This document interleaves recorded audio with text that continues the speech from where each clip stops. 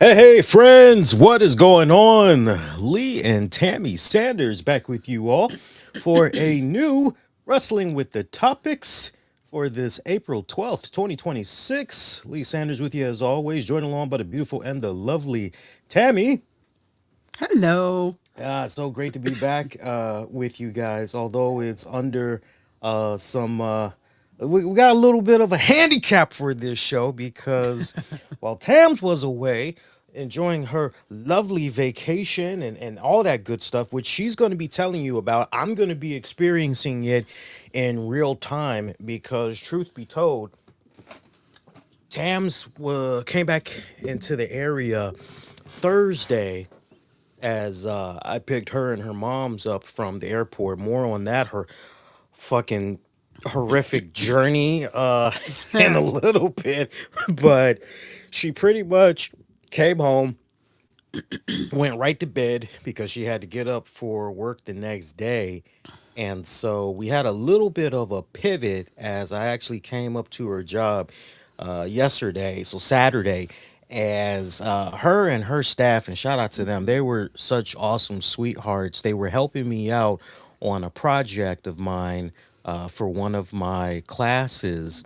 And it was awesome. A lot of the footage that I had shot, I got to sit down later tonight and edit it. Yes, I know that AEW is doing a pay per view. Look, if I can watch it, great, but I'm not exactly. It should be a really good pay per view. I looked at the card. It looks like on paper it's going to be a really fantastic time, but I'm a little bit pressed for time when it comes to editing and all that. But yeah, Tabs apparently had caught the cooties from her mom, so she is operating. You think at this point maybe you're dealing with a slight sinus infection? Like, what do you think is going on? Probably. Okay. Okay. So, how long are you going to give yourself until you hit up a doctor? Probably midweek. Midweek. Mm-hmm. I'll say you don't want to let that linger too long because that'll turn really really nasty. I tell you, man, be Mm-hmm. really nasty. Hope you guys been fantastic since last we were on the air with you guys. Very very well relaxing for you for the past week and a half. Busy for me. We are near the end game of this current semester of classes that I'm in, and man, the ante just keeps getting up and up each week. The projects, the homeworks, it's getting more complex. And is it manageable? Yes, but it can be very easy, I'm finding, to get caught in the cracks Mm-hmm. if you're not staying on top of it. Mm-hmm. But it is a lot. Let me tell you, it is a lot. It's very. Let me put it to you this way: Tabs will know exactly what I'm talking about because I said to her on Friday, I said, "So just confirming, we're good for me coming to your job, filming, right?" And she's talking like the devil. Because you know how it's like when you talk to the devil, the way it's depicted on TV shows, comics, and all that, it's a way with words. You know, you say, I want $1 million. And the next thing you know, there's like a bunch of bucks trying to ram your ass. And it's like, wait, I said I wanted $1 million. It's like, well, you didn't specify if you wanted money or animals. Like, you got to be more specific. And so basically, I find out that one of the bosses, it's an underboss basically, right?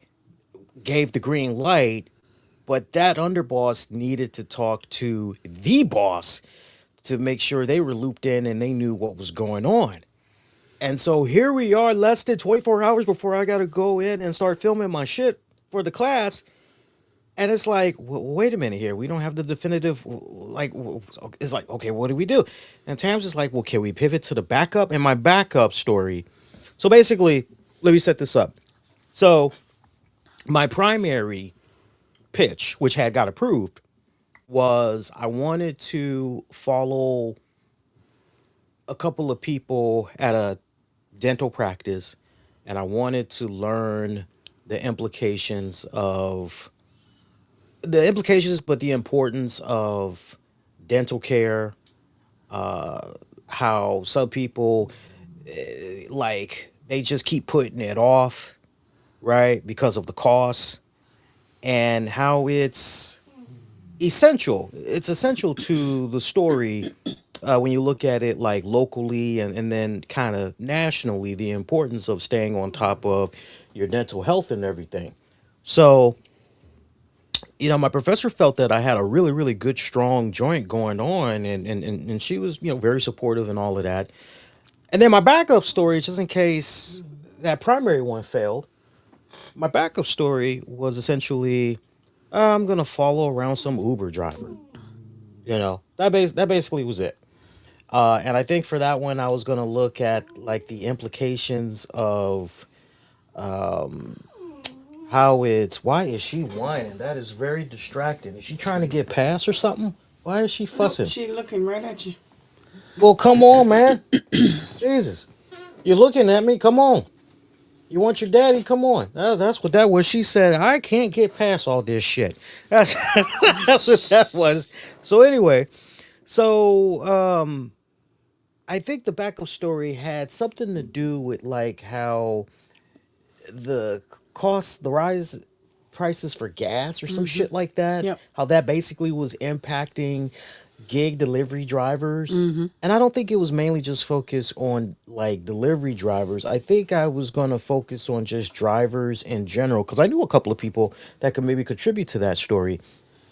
And I basically was going to like follow a couple of people around and all that. But like, I didn't really cast my net, so to speak. So I had all my eggs in a row in case I had to go to the backup. So we had to pull an audible and just go, well, you did talk to this person and they said it was okay. So let's just do it. And so that's exactly what we did. We made sure that I didn't film any patients or, any weird crap like that. It was really cool though. And I got to tell you, after I was done filming, I kicked back and I mostly hung out in a spare office that they had, and I was catching up on some studies. So, but Saturday, I would say, was kind of really our chance to kind of catch up. And then definitely today, because we've pretty much just been relaxing all day and everything. So I got some programming notes I want to put in the back of you all's head. I'll remind you all as it gets much closer, but I finally sat down and did my 2026 fall semester. That's all I got to say. I got to double check. I think I'm on campus every single day of the week. That sounds about right. I believe I'm on campus every single day of the week. I've been fortunate. I've been able to dodge Mondays, but I got to go back and check. I'm almost pretty sure I'm on campus every single day of the week this go around, which is a first for those of you that's like, what's the big? It's a first because I'm doing a total of 18 credit hours. I actually had to get one class approved by the dean, and the dean was like, "No problem, Lee. Go ahead. I've approved you for it, so go ahead, add it." And so I'm up to 18 credits. I also added a class, sociology class for the summer, just to kind of keep me a little busy. I got to see if financial aid will kick in and everything, but yeah, I just want to put that thought in you all's head because we might have to do some serious pivoting in the fall when it comes to the shows. I don't think nothing is because you got a chance to look at the schedule. I don't really think Glanced. you only glance. She's been doing a. Has Let me tell you something. This woman's been doing a lot of glancing for the past 2 weeks. It's like she basically said, "I am on vacation." I mean, she pulled the Dave Chappelle, "Bye, bitch." You know, that's literally because like, hey, did you read this? Hey, did you check this out? And it's like, no, no. What's that song, Megan Tanner? No, no, no, no. Like, I don't know. my first name's no. Oh, No, that one. no. That's been her like during the whole fucking vacation. Like, no, no, no, no, no, no, no, no, no, no. Going back to that project. Hey, did you? No. Like, hey, did you read the questions so you can prep? No. And she's fumbling like a motherfucker for 45 minutes as I'm asking her some basic questions. And I'm like, dude, this is your wheelhouse. This is your shit. You know this. Like, Why are we struggling with this? Like, this is why I gave it to you like a week ago. And she's like, yeah, yeah, I know. I'm like, come on, man. But yeah, no, no, no, no, no, no, no. So you didn't take a glance at the schedule, but basically, I didn't know what I was looking at, if you want me to be honest. I mean, I knew what I was looking at, but the ins and outs of what I was looking at, I was like, oh, okay, the okay. main thing you should have been looking at, that far right side that said the days Oh, and the time frames. okay. That was all you needed. But who Ah, cares about what the course number is, what potentially the topic is? All that mattered was that's a class. Okay, it's meeting twice a week during this time.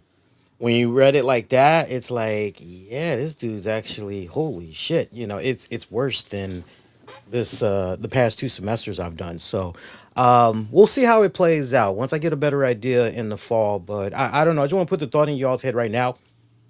We may have to pivot on some programming. We'll see how it plays out.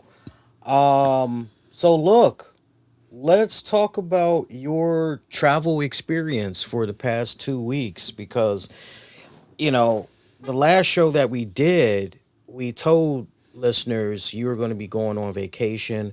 You were going to be traveling via airplane. I could have said air, but I don't know. For some reason, that just sounded wrong. But you were going to be taking the airplane to and from. So, like, one of the first questions before you even go into the whole vacation experience, because, guys, I prolonged this because I wanted to experience everything that Tams and her mom went through for their vacation. I wanted to hear everything along with you all in real time. So I have no idea what Tams is going to be saying to me beginning now, from the airplane experience to the vacation experience. Okay, so she was trying to tell me a little bit and even show me like a picture or two, and I just told her, I said, no, no, no, save it for the show. I want to experience it in real time with the listeners. At the time that we're live and we're going through the show. And she's like, "You sure?" I'm like, "Yeah, yeah, yeah. It's cool. It's cool." So, my first question, number one, to and from what airports did you go to? And did you notice ICE agents? so airports was Reagan National, which was in DC, Hmm. Houston, and Orlando. Hmm. ICE agents, I didn't see. Not at None of them. none of those locations. Nope. And let me ask you this: were you looking for ICE agents? No, but you could have. I mean, they stand out, so it's not like, oh yeah, well, that's just someone in plain clothes or something like that. You know what they look like. I didn't see anybody. Did your mom maybe see ICE agents? I don't even think she was looking. I actually was in DCA. I was actually looking. Mhm. The other two, I wasn't looking that hard. Let me But ask I you didn't. this. I truly didn't see anybody. Let me ask you this.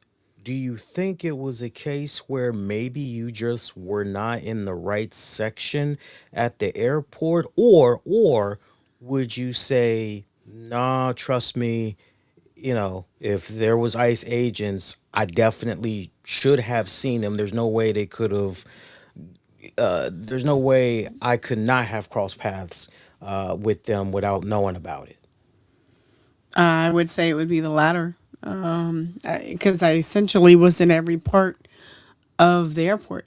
Not every part, but every section you would have to go through. Mhm. Checking in your luggage, checking in, printing your boarding passes, Most going through importantly, the lines. TSA. Yeah. Lines were manageable. I mean, they were a little long, Talk but about the lines, because some people, as you know, before well, you left, because before you left, it was like, oh shit, you're no, the day before we left is when they passed the funding. really right. Because before you left, it was a case where some people, like if you had a 6 a.m. flight and you wanted to make sure that you were on that plane in time, they were like, hey, you might want to be up here at like 1 in the morning or 11 p.m. because the lines are going to be super long and all that other stupid shit. So the day before we left, they passed the funding. And I was like, okay, still wondering how that's going to affect my flight. Now, the lines were manageable. Obviously, check-in wasn't that bad. The line for TSA, a little long, but it moved.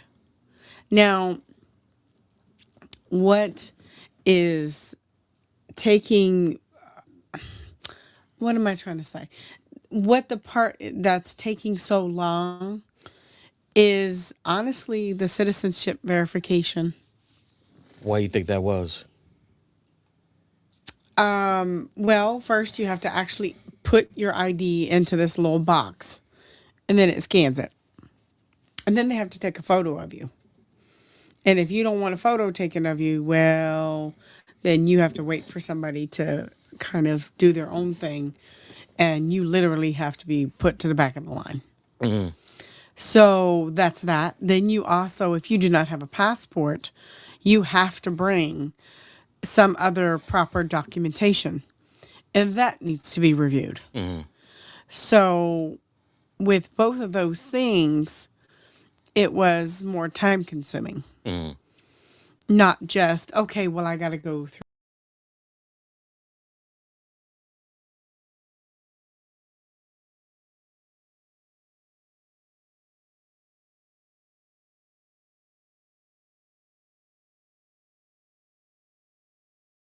ID verification, but this one is much longer and more a scrutinizing process. And just so people know that maybe haven't been catching up on the news and everything, President Trump signed an executive order redirecting existing DHS related funds to pay TSA workers after many weeks went past without pay. This was done because Congress had failed to pass a DHS funding bill.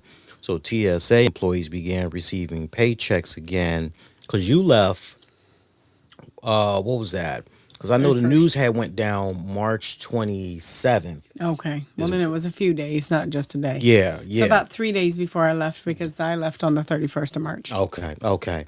Now remember, folks, this is not full funding.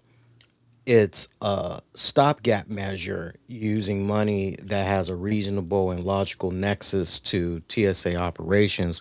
Congress still needs to approve longtime DHS funding. But to your point, again, lines not that long. So, So when I say lines not that long, like, did you experience anything of what was being shown on television? no. No. So what was the longest you and moms were waiting Now, in line? majority of the lines was really for the citizenship and TSA check. Those were where the lines were. And most of those lines were somewhere between 25 to 45 minutes to get through. So, and then you could go, to your station or your terminal in reference to whatever, airline you were boarding. Checking your bags and boarding, those were easy. It really was just the immigration and or proof of citizenship and getting through TSA with your bags and getting that screened and all of that. But no ICE agents in I sight. did not see them. That is fucking hilarious. Didn't see them. When I would be out on my graveyard shifts, you know this very well, because I would tell you and moms about it all the time. I would stay looking for ICE agents. In the places where it's like, okay, well, this is a hot spot apparently, and like I ain't see one fucking ICE agent. I'm looking for them, and it's like, where are they? So the fact that y'all did not come across any ICE agents, I just find that to be hilarious. Didn't see any. And you would think that at 3 airports that you visited, Because three popular airports. very big airports. Like Orlando is huge. Mm-hmm. We actually had to take a train to go to our terminal. Oh wow. Yeah. And the only time that I've ever done that is in Atlanta. And Mm-hmm. that was many years ago. And Atlanta is a huge airport too. But, Mm-hmm. you know, so there's a little bit of time there, between travel and getting to your actual terminal. Mm-hmm. But, if you're looking it up online and you're kind of confused on how much time you should allow, listen to it. Mm. Listen to it. I'm still amazed that they're. I'm sorry, y'all, but like it just rattles my brain that at the three most popular airports, with all the shit that was going on in the news, no, Didn't see any. not one. Nope. Guys that have I traveled. saw airline people. Uh huh. I saw passengers. Mm-hmm. And I saw cleaning people. So y'all that's listening, if you recently traveled in that time frame that Tam's traveled, let us know if you had similar experiences or if you did in fact come across ICE agents and what that experience was like, especially if you had to interact with them. I'm curious what that was like and everything. Okay, so talk about the vacation already. Well, we, got down there a day before. Where's where? So basically, got down to Orlando Okay. the day before the actual family was supposed to get down. So we just stayed an extra night and just chilled out. And guys, we left out so early, and I was so amped up on the fact that I needed to get to the airport and how long and what have you. I worked the full day the day before. Still had to pack a couple things, make sure that we were good for the trip. First of all, let me tell you, when I say I overpacked, I overpacked. But neither here nor there. We got to the airport and all things were good. We had just enough time. Now, the one thing that I do need to say is I didn't get any sleep that night. So by the time we got to Orlando, I was dog tired. Let me help the listeners out because some of the listeners are probably going, okay, you went to Orlando. What exactly did you do in Orlando, Well, Tams? the first day wasn't much of anything. But what were you supposed to do? Nothing. It was a chill out day. Okay. Yeah, Okay. that day was a chill out day. The next day, we had the family come in. We went to Cocoa Beach. Whose family? Like Family is my aunt and Okay. first cousin. Okay. So we went out, guys, obviously for my mom's birthday. So this is the reason for the travel. There we go. And they got there. And the funny thing is we kept hearing, actually, I heard it on the news the day before about Artemis launch. And I was like, oh, okay, well, cool. I was quizzed on this. Let's see if you and the listeners that were not paying attention to that. Let's see if y'all are able to figure this out, and I'll give you the answer later. Do you know why Artemis did what they did? No. If you all know why Artemis did what they did without paying attention to the news, give me your best educated guess, and later on I'll give you the answer. Oh, okay. So we literally went from Orlando to Cocoa Beach, Florida. Very nice town. Oh my gosh. Very, very nice town. And the funny thing is, when we realized literally we had just Ubered to the place where you could actually see the launch. Cool. Mm-hmm. You got pictures? I got a video. You got a video?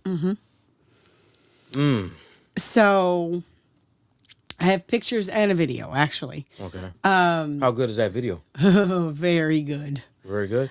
So the story behind that is Send it to my phone right now. well, my phone's on the floor. So All right, send it to me right now and keep talking. So we were, we had time to kill because the family members, my cousin and aunt, weren't there yet. So once we did that, we just, like I said, went around town and ended up doing some shopping and souvenir stuff and what have you. So the funny thing is, you're hearing this all day about the launch, the launch, the launch. I'm like, oh, okay. So about 6:25, 6:30, it sounds like a railroad train is going through something. And I'm like, what is happening? I said, oh, dang. I bet you that darn rocket done launched. And sure enough, that's exactly what it was, because you could see a trail in the sky when we got outside. So I just happened to be at a hotel. Some of the people were coming from the beach. And I said, oh, man, did you guys see the rocket launch in Artemis? He's like, oh, yeah, we were on the beach, saw everything. I got video. You want to see it? I said, absolutely. He airdropped it to me. Oh, what a pro! Yeah, yeah. Yeah. We got to show that to the listeners. We got to show that to the listeners. Very nice guy. Did you get his name? Yeah, but I don't remember it. That's fine. So basically, shout out to the guy that gave us footage of the Artemis doing its thing. Now, why the Artemis was launched? It's part of like a 3-year plan, basically. So this first phase, they wanted the Artemis to go to the moon and basically nonstop. No, send it to me. Well, this isn't. Send it to me. Send that and the other thing. Basically, full trip around the moon in one succession. That's what they wanted to accomplish with the Artemis. And the Artemis was successful in doing that. I was under the impression that maybe they were trying to somehow deliver a rover, something that could do its thing on the moon. But then I thought about it more, and it was like, no. We've already done stuff like that in the past. Like, because I was quizzed on this. It was part of a news quiz I have for one of my classes. And one of the questions was, why did the Artemis launch this past week? And I was like, And so I had to do an educated guess. I heard about the Artemis, but I wasn't really paying attention as far as like why it went into orbit. And so I made an educated guess, and I was like, I was given 4 options, and one of them was go around the moon in one succession. I'm like, without landing on the moon. I'm like, well, it's got to be that one. Like, that's the only thing that makes sense to me. And turns out, it was successful. That's exactly what they were doing. And the astronauts were just talking about how cool of a experience it was and all that. But it's part of a 3-part phase. So they just did phase 1. I can't remember what phase 2 is supposed to be, but phase 3, they're putting something on the moon. Yes, a space station, isn't it? Not a space Not station. a space station, but it's some type of landing dock or something. Yeah, something. Yeah, it's something. But it's part of a three-part phase. It's funny. The person or the person at the front desk that when we checked in, she was very chatty.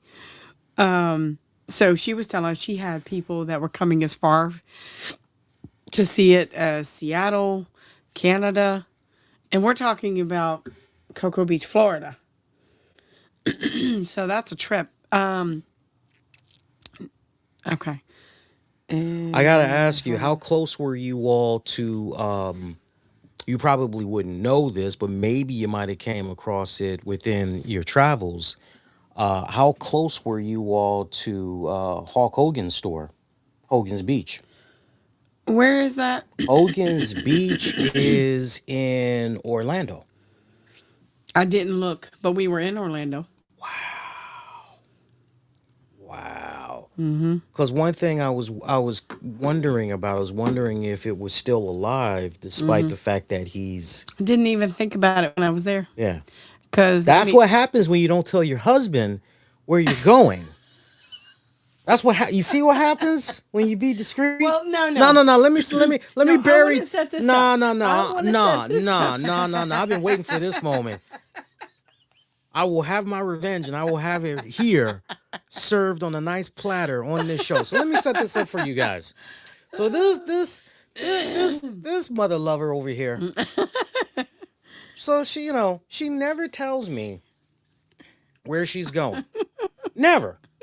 I'm busy doing my classes, and I'm trying to prepare myself in the three girls, Chloe, Precious, and Holly. I'm like, well, mommy's gonna be gone, a week plus, so it's just gonna be the four of us, and they were cool. They were cool. I got to tell you, I gave them extra treats because I was expecting to come home and I was ready to clean up messes.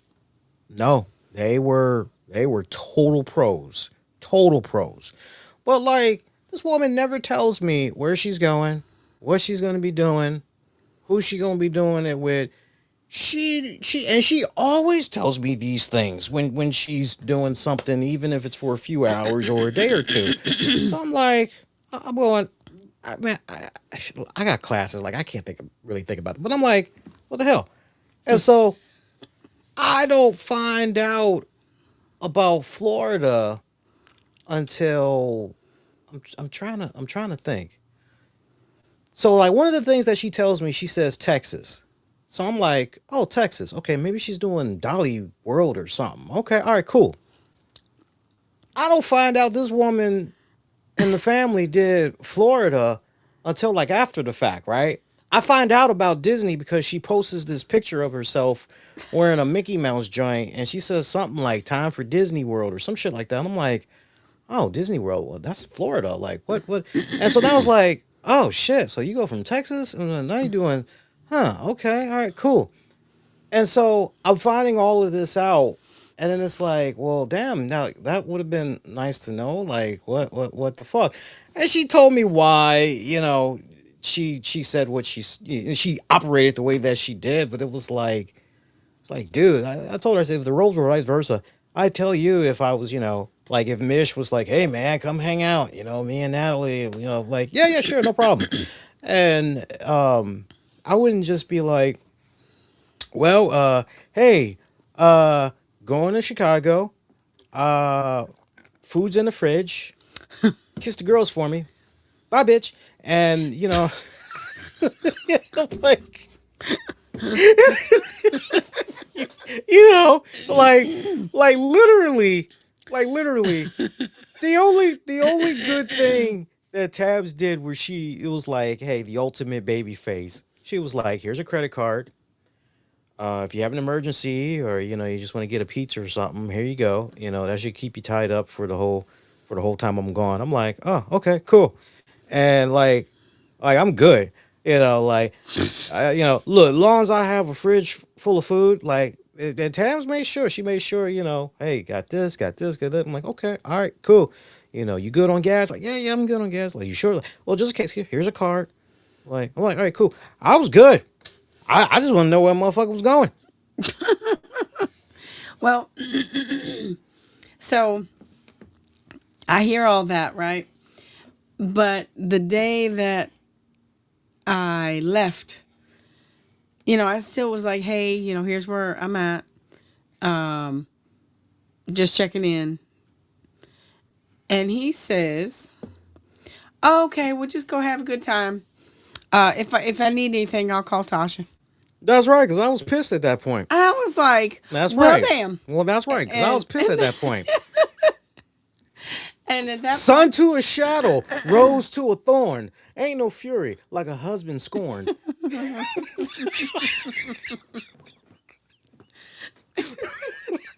so so at that point I was like, all right.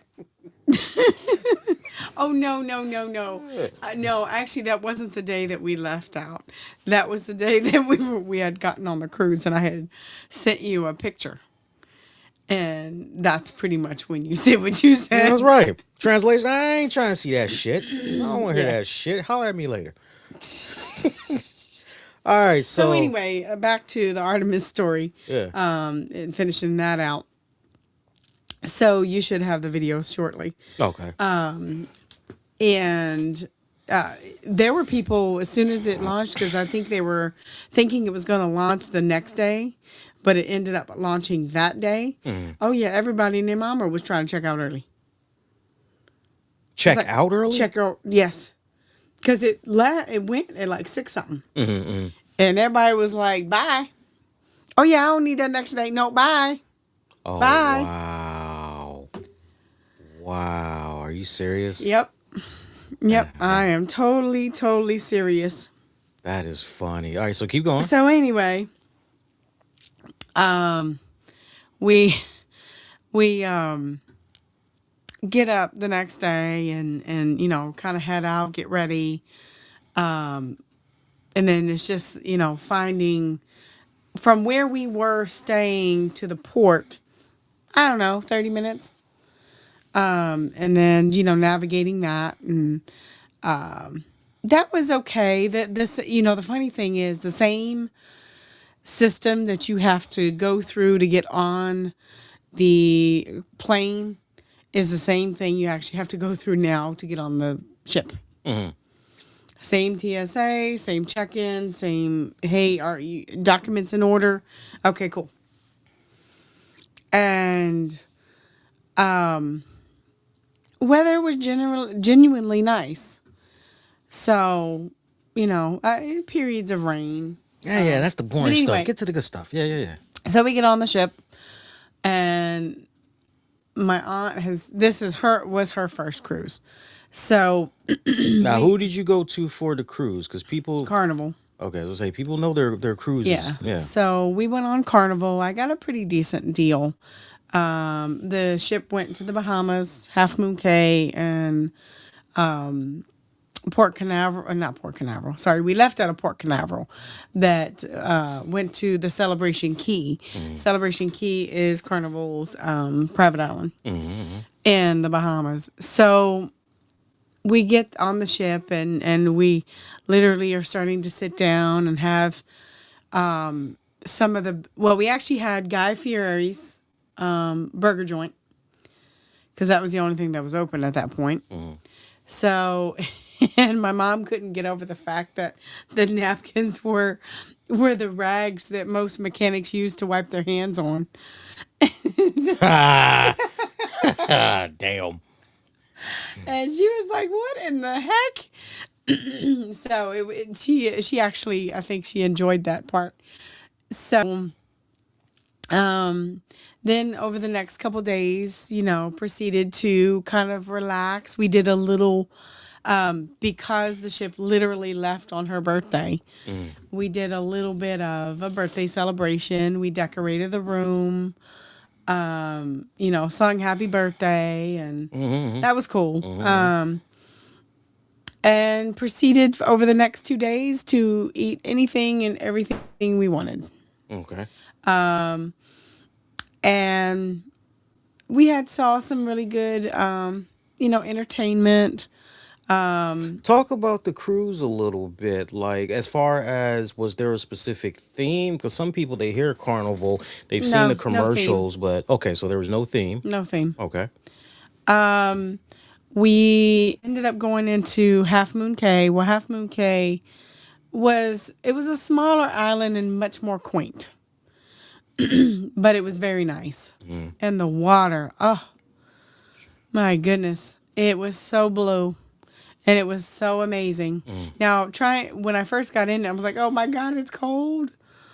But after I got warmed up and was in it, man, sand so white.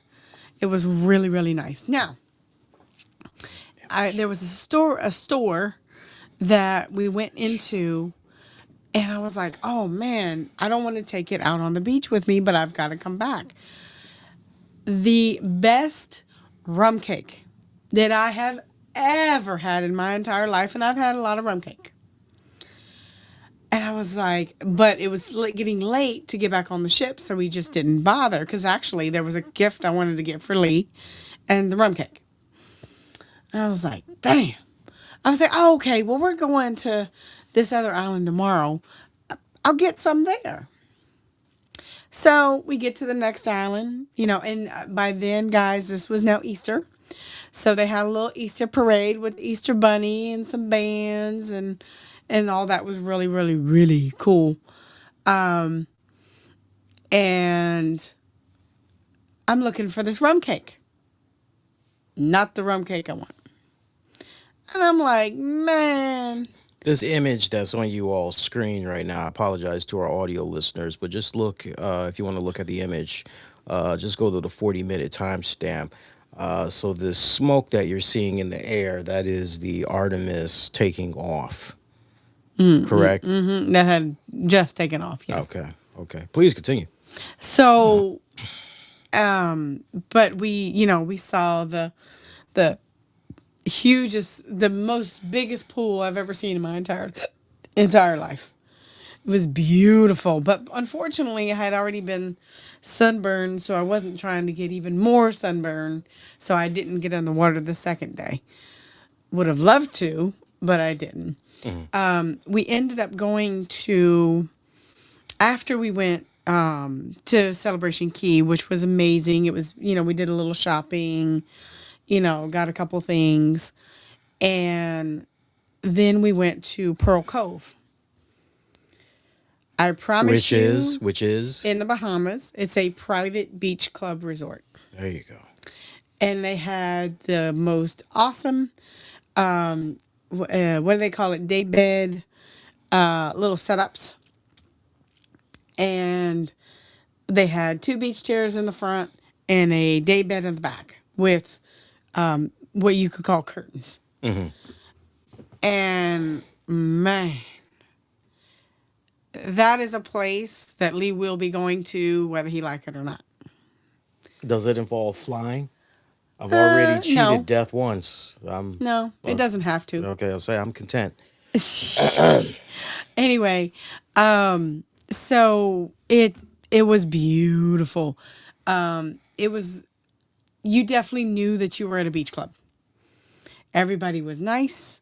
Everybody is kind of like, how can I help? What can I do? Okay, I know why you guys are here, so let me treat you, you know, for the reason that you're here. Oh my God, you mean actual like human people being like decent human beings in a job profession that involves interacting with other people? Like there were actually people that wanted to do their job and actually seem cool doing it? All over the Bahamas, Wow. we had the most amazing driver from literally, I mean, Jesus Christ, the whole ride might have been 2 or 3 blocks, but we had Price is still high as hell for the Ubers and taxis and all that? eh, well, this was a little bit of a funny. So the first day when we got into Orlando, and I kept thinking to myself, I'm like, I bet that the airport, sorry, the hotel that we were staying at, I bet you they have a shuttle. And then I just was like, you know what? Let me just Uber it, because we have luggage and whatever. So that Uber cost me about $17. And then literally as we're checking in, the phone rings and you're like, you're at Orlando Airport? Yep. Okay, well, yeah, our shuttle's going to be there in about 30 minutes. And I'm like, well, damn. But both of our Uber drivers that we had going to the hotel and to Reagan were both extremely nice. One worked over, the one that took us from here to Reagan works overnights. Like he actually does like a 2 to 2. And he picked us up about 3 o'clock. So he looked like he just started his shift. Okay. So he's fresh. He was fresh, friendly, very good. The second driver didn't talk much, which that was okay with me. But he was professional. He helped us with our bags, and so did the first driver. So let me not take anything away from him. I mean, we had top notch. Once we got to, where did we go? Once we got to get an Uber from Orlando to the next hotel in Cocoa Beach. Well, he was okay. He was driving with no shoes. What? Yeah. Yeah, he was driving with no shoes. What kind of shit is that? And he seemed a little off. I don't know what was happening with that, but I mean, cordial nonetheless. I mean, it wasn't my favorite experience, but it was cool. The first two were were good. So that was that in a nutshell as far as the Uber drivers. And Just trying to harass Nana. That's all. so, but yeah, he. Oh, we already talked about that. Yeah. So getting back to Bahamas and Cocoa Beach and all of that. Mama, come on. Jesus, Stop. what is wrong with little Gremlin? You're not gonna mess with Nana. No. No. Get up there. She ain't gonna help you. Get up there. No. Come on, you messed up the flow of the show. Okay, so anything else interesting before Disneyland? Um, the food on the ship was decent, guys. Keep talking. So Once I let you out, you can't get back in. That takes care of them. wow, I don't know what in the world is happening there, She but plays the same game every time. Every time. Every time she hears every time she hears Nana, she's gotta fuck with her. And she knows Nana's a little intimidated. That's alright. so anyway, the food, guys, was decent. It really was. Some things were better than others, and that's like in any restaurant. I will tell you that we had some of the best hot chocolate on that ship that I've had in a long time. So much so that there were certain stations that were literally running out of it. We didn't end up doing any of the drink packages or anything like that because we both were like, they have free lemonade and tea on the ship, and both of us could cut back on the sodas anyway. So we did that one night. We ended up going and did some pictures as a family, and that was nice. Did some shopping on the ship and really just kind of chilled out and enjoyed each other's company. Okay, so that's the That's ship. pretty much it. That's the ship. Go to Disney World. So I we mean, I know you drive. got a lot of listeners that probably has never done Disney World before. So talk about Disney World. So we go to Disney, and the first time we go into Disney, we go into Disney Springs. Well, as I'm being told, Disney Springs is actually downtown Old Disney. I was like, oh, okay, cool. There's no cost of admission for that, so on and so forth. So we go into this restaurant that's called the Boathouse. Nice restaurant. Very busy, very busy. A little pricey too, but it was nice. So we had some truffle fries, and we all got our own drinks, or whether it was soda or whatever. And I ordered rolls were good.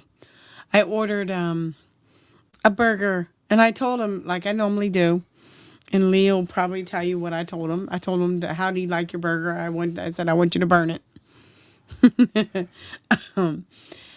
And myself and my cousin literally ordered the same sandwich burger. And I'm pretty sure that they gave her mine and gave me hers. Well, it wasn't done. And the funny thing is, the waitress that was there every 15 minutes before was like gone. And I'm like, okay, well, I ate my mac and cheese. And whereas I'm like, I am not eating that burger. I don't care what you say. Why didn't you all just switch burgers Because she had already bitten in hers. with your cousin? So I had cut into mine. She had already started on hers. And I'm just like, no. So, and I wasn't sure exactly what hers looked like on the inside until well, she was did about you have the 3/4. waitress to eventually Yes. take it back? Yes. Okay. I did. She ended up giving me chicken fingers, which were actually very good. Very, very good. I enjoyed those. Notice she's talking about food, and she's, it's like, what about Disney World? So, well, this is part of Disney. Okay. So and then they have this little water ride. It's cute, guys. I mean, if you're into old cars, and so there's old cars, but they're like little boats, and you can literally take them, around the, I guess, marina, if you want to call it that. And they look like, 1950s type cars. Cool. And so it's been raining on and off. We go into the store. Guys, when I tell you, I implore you, actually, if you plan on going to Disney, save up. Like, for real. So I'm About how like, much? depending on how many people. Truly, depending on how many people. Well, give them a rough estimate by If person it's like size. you and you guys, mom, dad, and like 1 to 2 kids, oh, easily $3,000. Easy. Because No, no, don't get into the. no, I just want to give you a scenario. Okay. So we go into Disney, the shop, like Disney shop. I kid you not, there was a sweater. I was like, oh, that's kind of cute. That's kind of cute.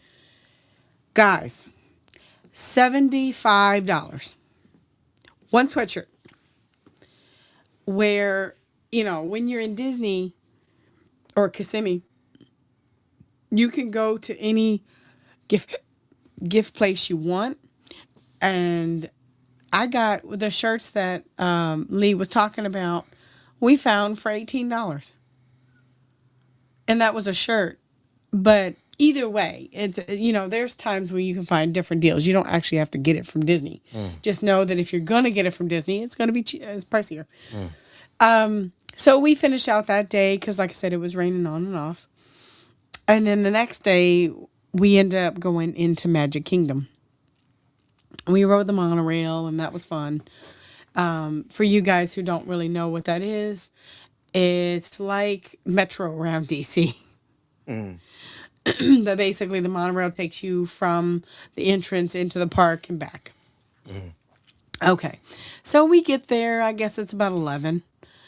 And we it's not raining at that point, which is fantastic.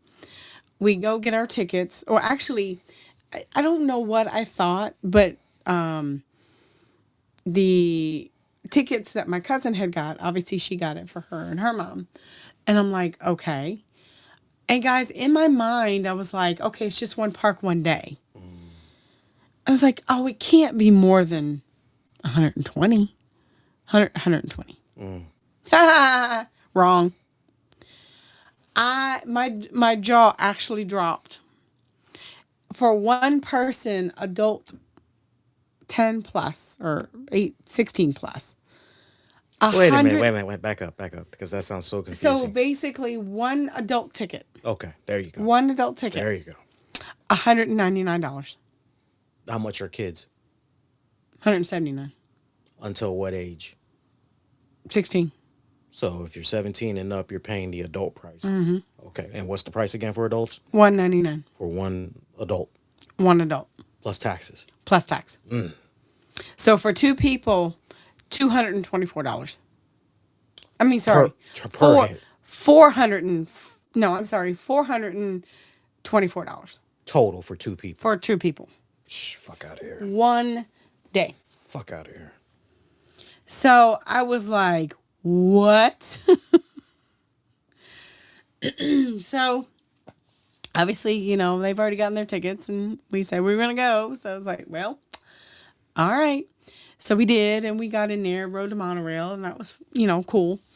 And we did a couple of different, Minnie Mouse better give me a hand job for that amount of money. Anywho, we, got in there, walked around a little bit, and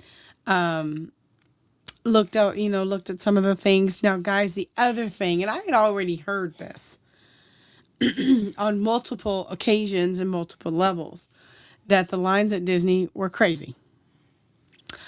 And yep, they're right. It wasn't even that hot or that good of weather, but lines for certain things, shoot, 30, 45 minutes, an hour and 20. This is the line to get on the ride or the attraction.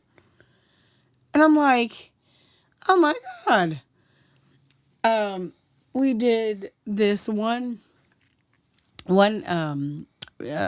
experience, and that was the Jungle Cruise, which actually was cool. Where you literally get on this boat and they take you through this little, maze, and you see all kinds of, animated things or what have you. And that was cool. The boat person with us was neat, and he was funny. So, but What literally, was his guys, name? Joey Ryan? uh, yeah, he was too young. Okay. He was too young. He needed to be a little older and with fluffed up hair. So, anyway, I promise you guys, we waited for damn near an hour and a half to get on that boat. Yes. And I'm like, you've got to be kidding me. So, so here's something that Lee will find completely hilarious. So, I guess about an hour into the wait, I said, you know what? Now I know how Lee feels when I give him this big ass box for Christmas, and then he opens the box and it's another box. Because I promise you, I said, oh, look, another line. And I said, and pretty much with the same enthusiasm as well. So, me and my mom both got a very big kick out of that. And then we saw this other house, which was kind of cute. The reason I bring this up is it's another Lee story that we literally had. So we said, oh, well, we're going to send him this picture of this, really like 1929 house, and tell him that was our bed and breakfast for the last couple of days.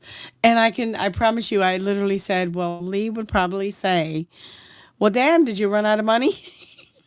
Yeah, probably.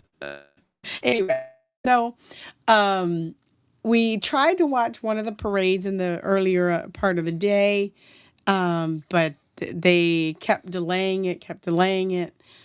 And I was like, oh, okay. So then we just moved along. But we ended up, the best part really about Disney for me was one of the places that we ate at. It was one of the best pulled barbecue that I've had. And then the light show. The light and the fireworks, that was awesome. It lasted probably about 15 minutes, but it was really, really cool. And some of the rides were cool too. And, obviously we did some shopping, at the park, but we didn't leave, guys, until 1 a.m. And when I tell you that everybody in our party was dead dog tired, yep, everything in my body hurt. And I had to be up at 6 a.m. to catch a flight. Now, here's where the story gets kind of interesting. It says, get to the airport about 2 hours before your flight. You should be fine. Okay. So we did a couple of different things. My cousin was driving, and her, remember the conversation that we had? Sorry, what?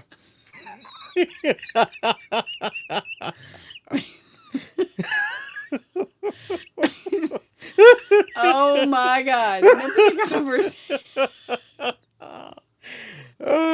What'd you say now? remember the conversation we had in reference to Google versus Apple, in reference to directions, about the difference? Google So versus basically, Apple. Samsung, Android versus iOS. Android versus iOS. Yes. Okay, well, it's still a real thing. Oh wow. Okay. Yeah.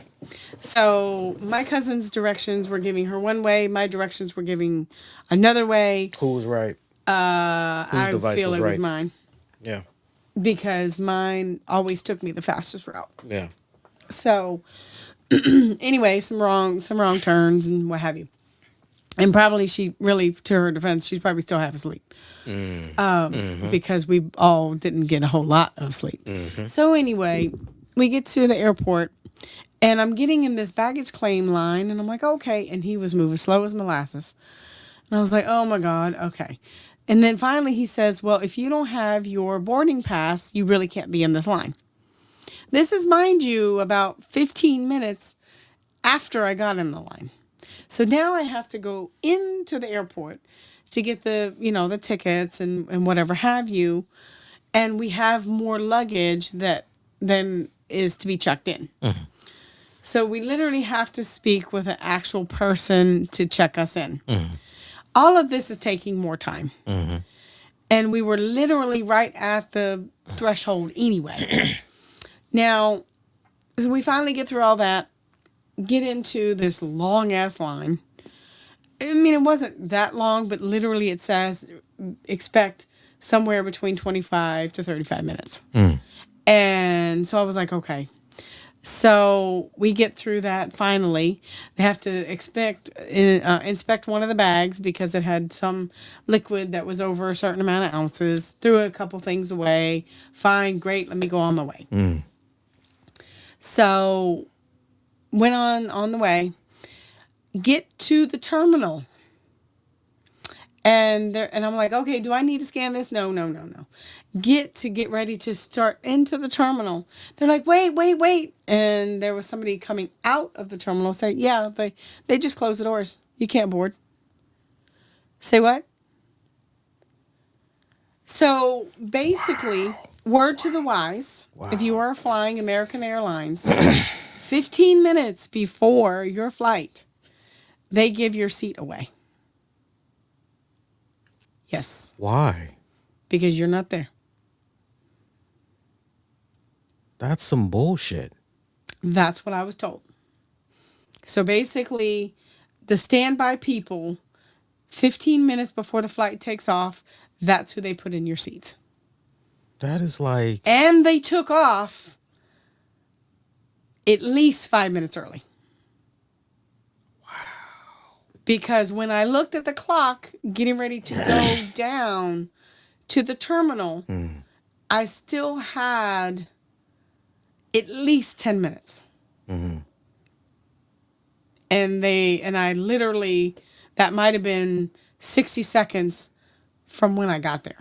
Isn't it amazing how you pay for a ticket and you don't know exactly where you're going to be sitting, but like you're paying that money to ensure that you get on that plane for that specific time, and whether or not you're in coach or you're in first class, like, isn't it amazing how you're paying that money and then you're doing your part, you're still there like early / on time, but there's this hidden rule that's not known.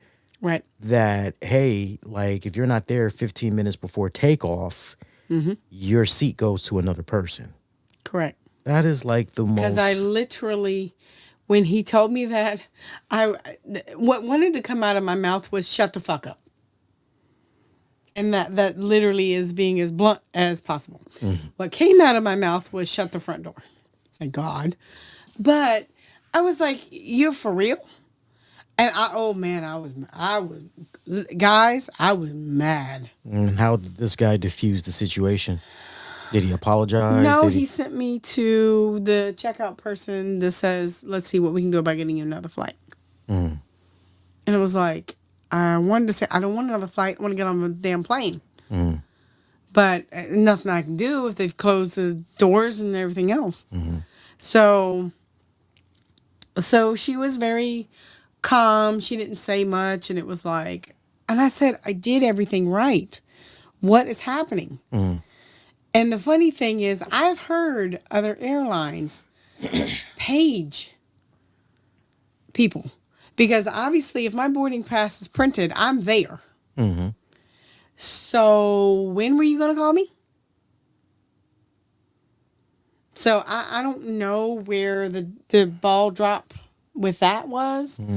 Either way, I was pissed. Because for me, that meant I was going to get back in the area early, you know, have a little downtime before I had to go to work the next day.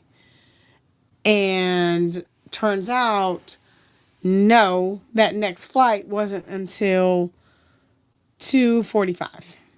So you all were at So the airport at what time in the morning? we probably got there about 9:30 And now you had to stick around for an till, extra 4+ hours yes, just to get your flight. right. Yeah, that's bullshit. And so, So, word to the wise, would you say if people can avoid at all costs, avoid American Airlines? Or, well, not to avoid it, but if you're going to fly American, make sure that you're there early. or any airline for that Any airline, matter, really. because you just don't know if they could be operating that same way. And you don't really know what the lines are going to look like. You don't really know what the lines are going to look like. The more time you give yourself, the better. And that's the God's honest truth. I guess this is where I start to come in now, because now that you and your moms are on your way back, I can pick up the rest of the story. But like before I go with the rest of the story, first off, y'all got ripped the fuck off.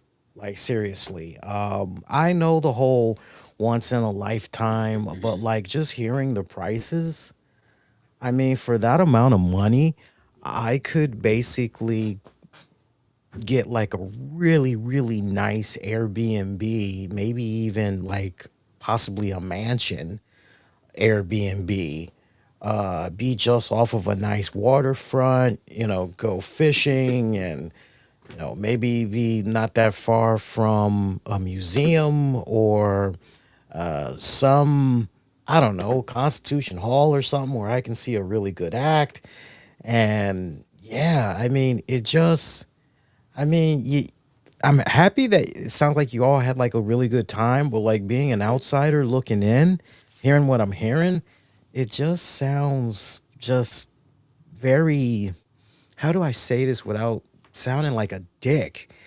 Uh, what's the right word I'm looking for? Listeners, can y'all help me out?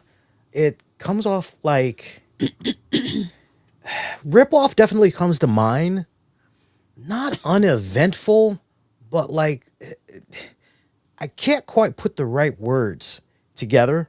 But it just is like, you know, maybe I would feel much different if it was like, well, I'm taking a kid or kids and I'm essentially tapping into my inner child through them and they're going through, maybe that's what it is, but it just sounds like, wow. Maybe. But see, for me, I've never been to Disney. Never. Like, ever, ever. Okay. So this was actually my first time going to Disney. So did you at least interact with, cause like when people think of Disney, they think about Mickey, they think about Donald Duck, they think We did about, one of our experiences was essentially getting to meet Mickey, and that was really cute, really really that was the cute. only mascot you met? Yes. You didn't come across any other mascots while you were at Disney World? No. Wait a minute, wait a minute, wait a minute, wait. This does not sound right. I didn't. Wait. But they're usually walking around. Pluto, Right. the witch, the evil witch from Sleep Cinderella, the you know Donald Duck. Like there's usually a whole bunch of Disney I mascots didn't see walking him. around, Nope. and you went through all of Disney World. We went through Magic Kingdom only. Wait a minute now. Wait a minute. Okay, see now you're confusing me. There was more. Yeah, So there's they at least break the another 3 parks. so they break this up in sections, and if you want to access each section, you got to cough up some money. Correct. If you want to do multiple days with multiple parks, that's about $400 a person. Wait a minute. Wait a minute. Why can't you just pay the 200 and something dollars that you've already dropped and get access to all three? Doesn't work that way. Did it ever work that way? I don't know. Listeners, I'll need your help on that one. So shout out to those of you that have been to Disney World. Like I've that just does not sound right to me. If you have the money for 200 and something dollars, that should get you access to Nope. whatever is there. Nope. So literally the way they're kind of doing this, like for lack of a better term, Pay to play. no, like yeah, but like, okay, you get green card A, and green card A only gives you access to this restricted area. If you want access to B, you need to have red card B on top of green card A and C. Like, is that basically how they're doing it? Sort of. I would imagine like there's a particular type of badge that's going to be around, like a lanyard that shows these people the access to the parks that you're supposed to get. Is that how they did you all? They gave you all lanyards, or No, literally, it was a card. So here's a funny story. no story. Okay. No story, because we're already at an hour 11 minutes. Okay. Okay, so help me understand. So you said a card. So what? This card like unlocks a magical fucking gate or something to help you go to the next, Yeah. like Well, this sounds like some fucking oh Mario, thank you for rescuing me, but the princess isn't here at this kingdom, you got to go to the next one. It sounds like some stupid shit like that. Because there's at least 3 other different parks. So you come across the park, you think to yourself, I paid 200 something dollars, that's okay, I'm just going to be able to go to the next park, ha ha ha ha ha. There's a gate, and if your card doesn't work at the gate, access denied. Correct. Wow. That is some, yeah. Thanks for telling me all this, because I definitely don't want to go. Yeah, I definitely don't want to go. Not for that amount of money. Fuck that. I'd have got my jollies off just going to Hogan's Beach. That would have been it for me. Hogan's Beach. Like I'd have been good. Give me Hogan's Beach. Oh. Give me the beach where they give me the beach. It's probably in California, but give me the beach where they were shooting Baywatch. They probably were doing it in California, most likely. But what were you about to say? No, I think. Well, he could have. Well, the shop you said was in Orlando. It was in Orlando. Okay. Yeah. Because Daytona is not very far from there. Nah. Okay. So I'm at class on Thursday, and Tams told me about the delay in the flight, because initially she's like, "Hey, we're gonna be home before you by the time you get off from your last class." And then like about, I don't know, an hour or two later, she's like, we missed our connection flight, so now we're delayed until, and I'm like, oh wow, that sucks. And so I say to her, hey, well, I can come pick you girls up if you want. And she's like, no, it's okay. I'm like, save some money. Like, Lord only knows how much y'all paid coming from the house to go to the airport. And then like I've already like added up the shit in my head. I'm going, y'all spent a pretty penny, like save some money at this point. And so she's like, yeah, if you want to. And I'm thinking to myself, I'm literally begging you if I can come pick you all up. Because like all I've had is my own thoughts for like the past week and a half. So it's like, yeah, sure, I insist. Take advantage. So I get out of my last class, I come home, I let the girls out, I make sure they're okay and everything, because I know they've been holding their bladders since like almost, 7:45 in the morning before I left out for classes and everything. So I get in here right at like 5 o'clock. I thought I had enough time. She's like, hey, we're about to touch down in Reagan. I'm like, I thought you guys said you were going to be landing at 5:30. She's like, no, 5. Like, I'm pretty sure I read 5:30. She's like, no, 5. I'm like, Oh yeah, you're right. It does say 5. Like, okay, all right, cool. I'm like, well, the girls are good. I could be on my way. She's like, okay, cool, bet. It's like, how long is it going to take you to get up here? I'm like, well, give me a minute. I'll tell you. I'm like, yeah, they're saying it's going to take about an hour, 10 minutes. She's like, okay, well, I guess we'll wait. I'm like, yeah. I was like, it's a free ride. Shit. So I hop on fucking 270 to go down 495 and shit. And Jesus fucking Christ of Latter Day Saints. I get this car on 495 going towards Washington, D.C.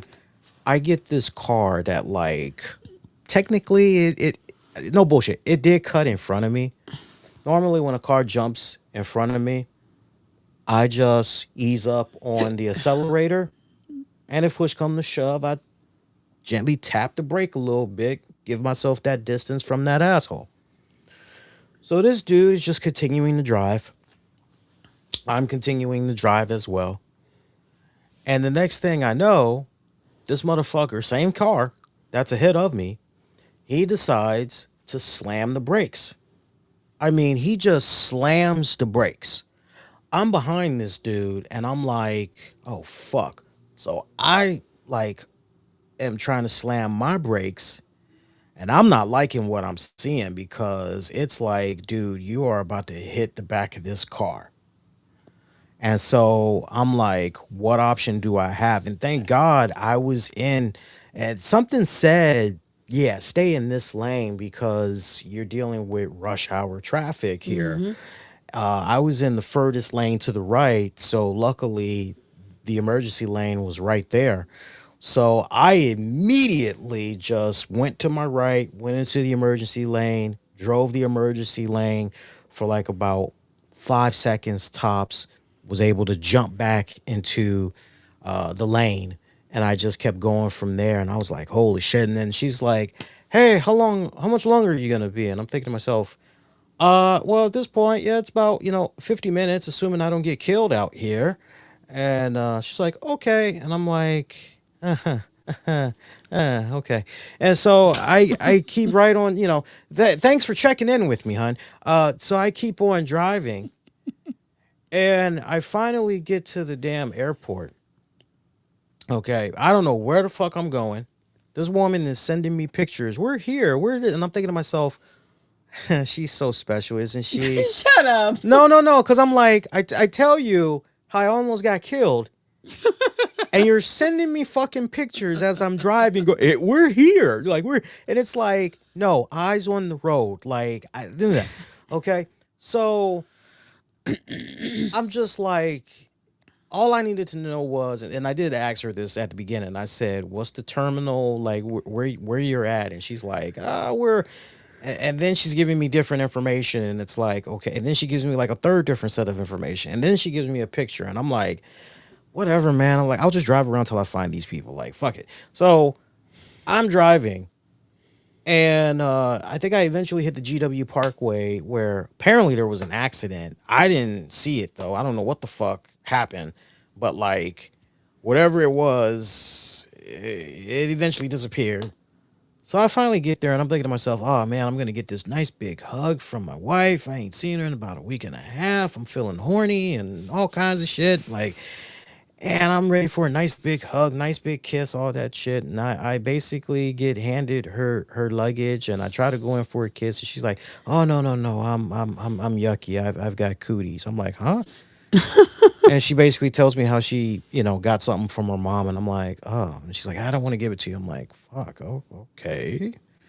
So now I feel like a glorified Uber driver at this point. Mom's doesn't even say, "Hey, how you been?" Like, she doesn't even say anything. I mean, both. I'll be for real with y'all. Y'all look whooped. Yes. Y'all just look like nigga, take us home. So I ain't even, I was in my feelings. But I just said, because I thought about when we went to when we went on the Jericho cruise, and how disappointed we were when we had to wait like Yeah. 4 or 5 hours. Nothing that we did wrong. We just That's just how early they kicked us off the boat. We thought it was going to be a situation where maybe we were going to be able to stay on the boat until like about 10 o'clock in the morning or whatever. Man, they kicked us off that Jericho Cruise boat at like 7 in the morning, I think it was. And we definitely were officially departed off the boat by 8 a.m. That Yep. much I remember for certain. Correct. And so I just looked at the girls and I was like, they just whooped. I'm like, let me just get them on, get them on and all that. And so, doing a little bit of chit chat. Mom's wasn't doing too good though. Mom's sounded very, very rough. And as we would later find out, besides ear infection, she was dealing with some form of bronchitis. So really, really bad. Tams had bad, bad, bad skin burn. I keep telling you, use that sunscreen, I did. and you still got I put it on too late. bad. That's bad. And Yeah. you white people gotta be careful with that because y'all be prone to skin cancer. So you gotta make sure you don't play around with that. Yeah. You got me, you see we already dark, but even we can get I know. And there you would. yeah. But the odds of y'all getting is very, very high. I don't know why it is like that, but it's very, very high. So so yeah, I picked them up and I told Tams, I said, I love y'all. I said, but don't ever ask me to pick y'all up in DC again. I'm like, nope, not doing it. I'm used to driving into DC at night, like late at night, particularly when I would be doing gig deliveries, because it's like nobody's really out there on the roads, and it's a different beast altogether as far as navigating and shit. And what I had experienced during that rush hour, like it was extremely difficult coming to you all.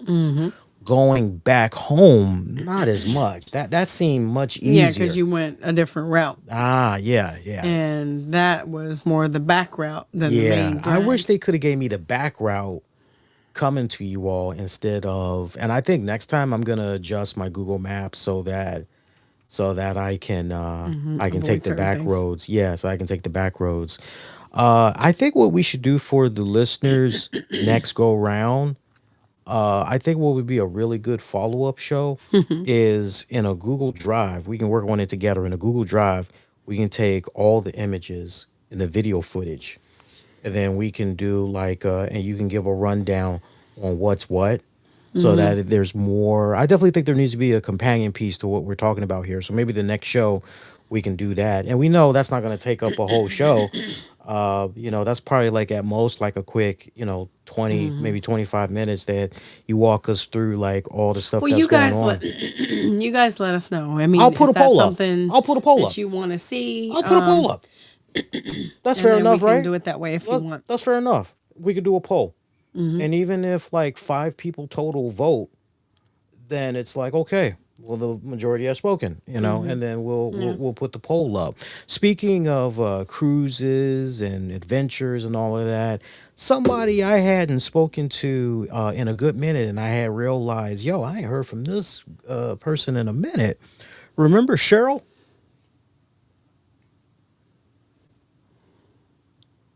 Cheryl is a longtime listener and supporter of ours, and is definitely a friend.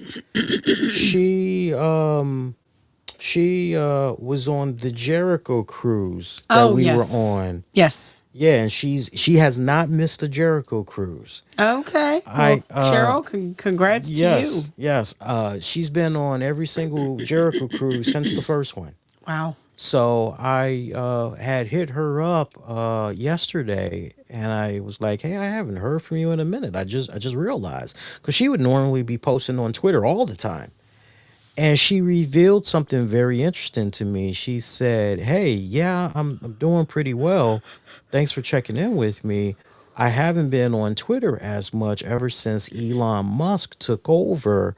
And she expanded on that thought process of hers even more, because apparently when Elon took over, here's where it gets interesting for you folks, because it's not just about, oh, this individual.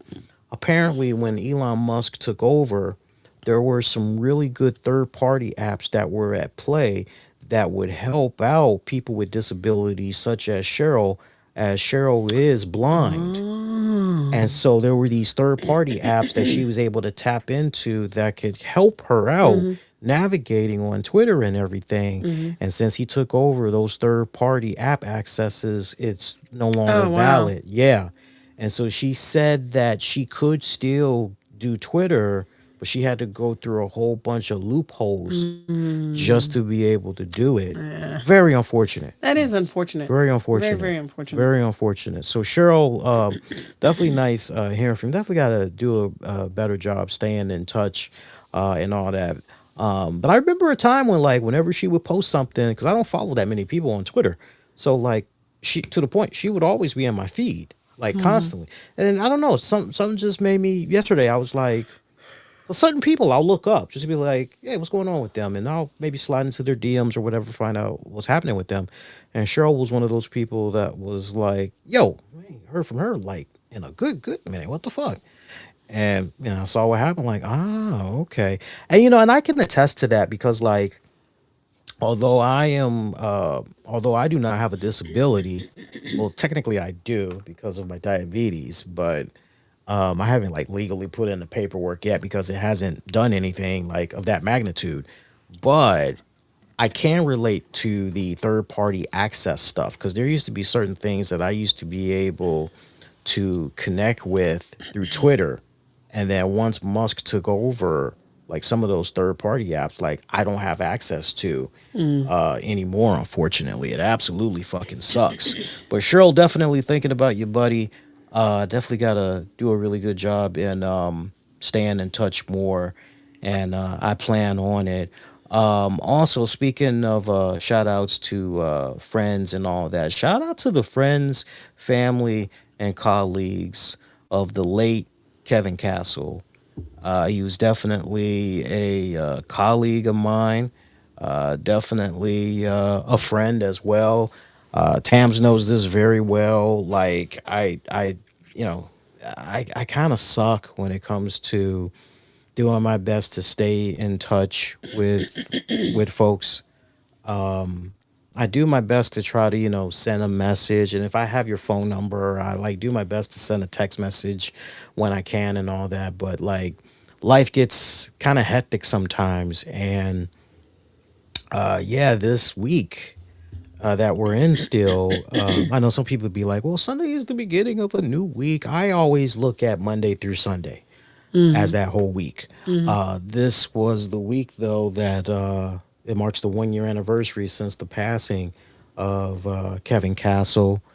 Kevin Castle, a lot of people know from the Don Tony Kevin Castle show. They also know him from his solo shows that he did with Trez, solo shows that he did with Chicky, stuff that he was doing with Mish and Joe over at Wrestling Soup and everything.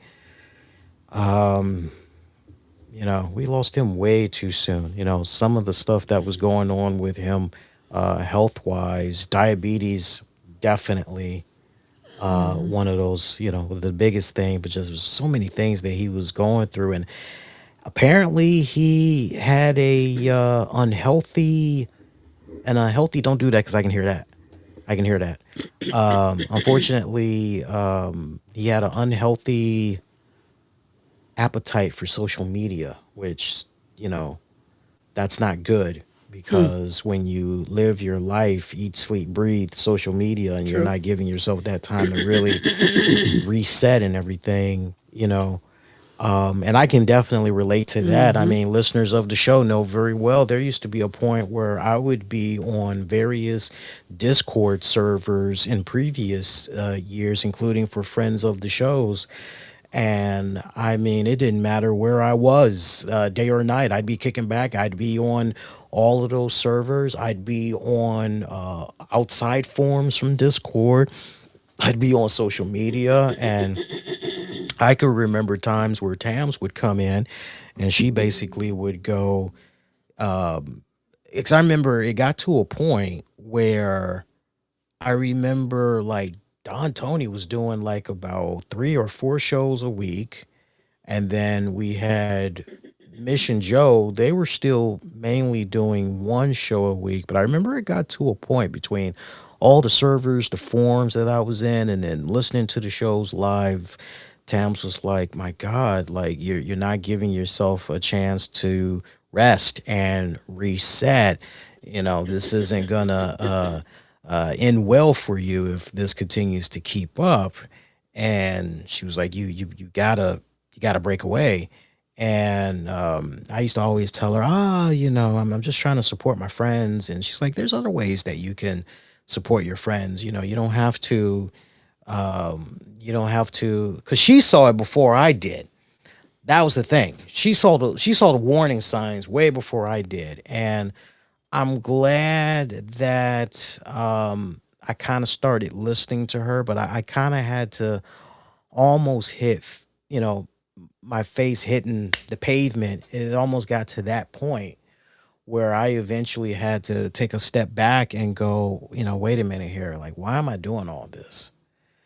Like, seriously. It's like, why am I doing all this? It's like, I'm not alone. Like, I have a family. I have a significant other.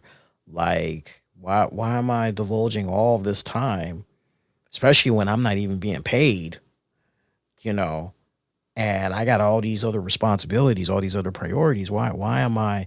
And so I luckily pulled the plug on that and everything. I know it's not as easy for others to be able to, once they kind of realize there's a problem, back out just in time. But yeah, it seems like the more and more that we learn about what was going on with Kev, and what he was dealing with in the final years there, it's It's like unhealthy wow. habits, Yeah. Yeah. I even find just in giving you a snippet for myself, because obviously when you're out and you're on a cruise, you literally have no service.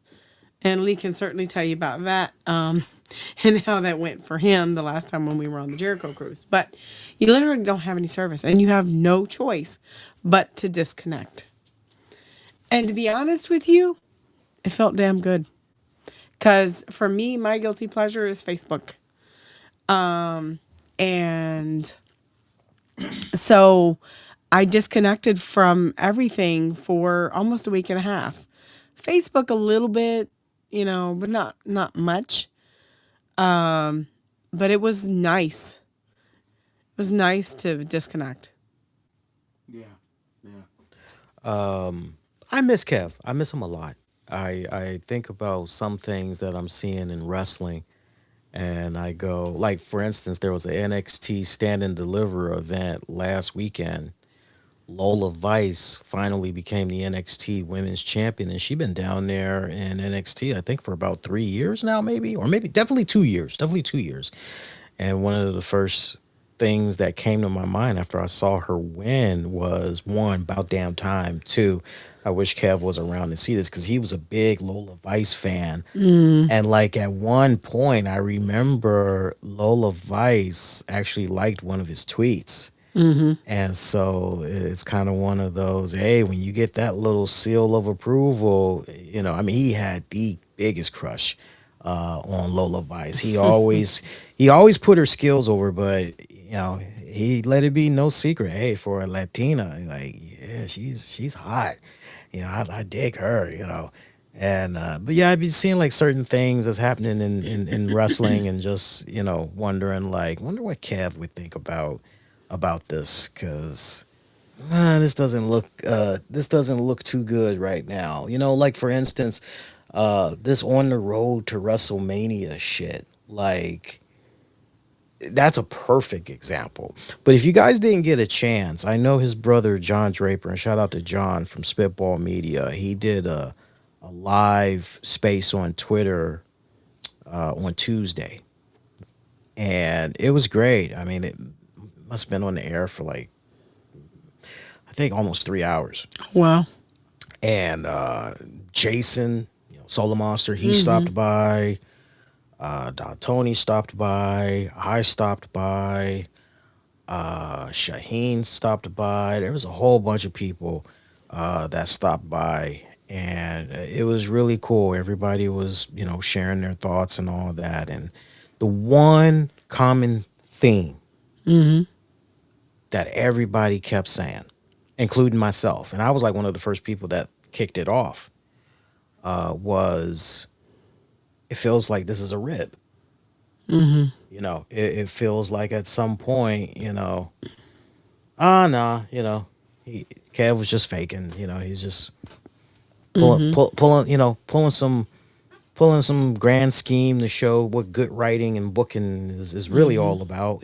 Take that WWE and all that. But if you guys didn't get a chance, check out John Draper's Twitter account. He's got the space up.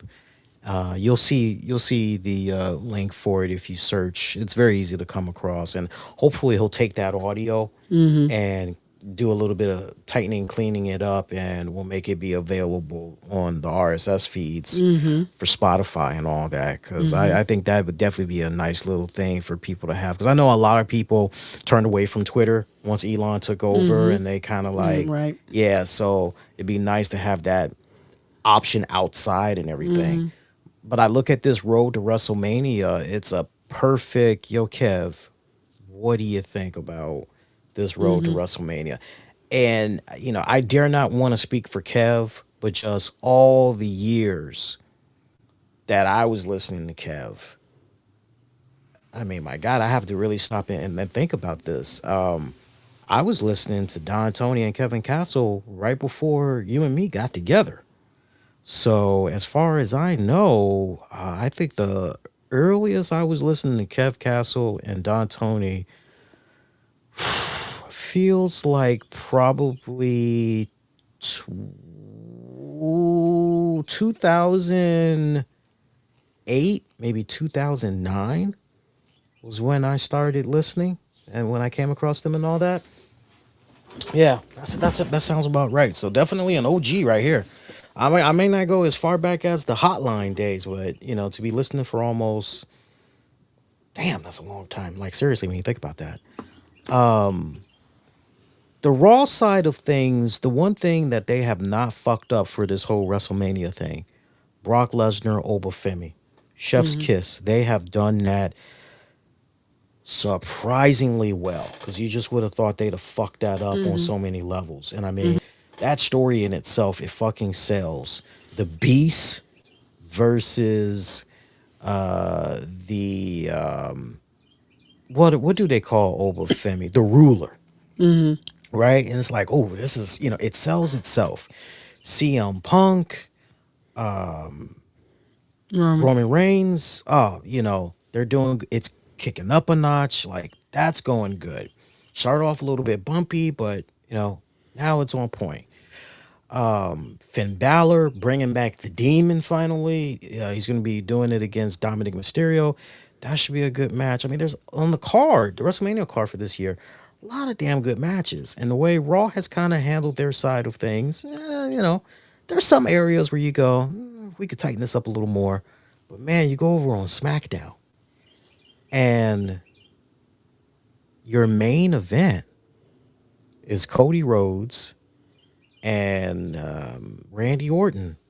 Randy Orton seeking his 15th world championship.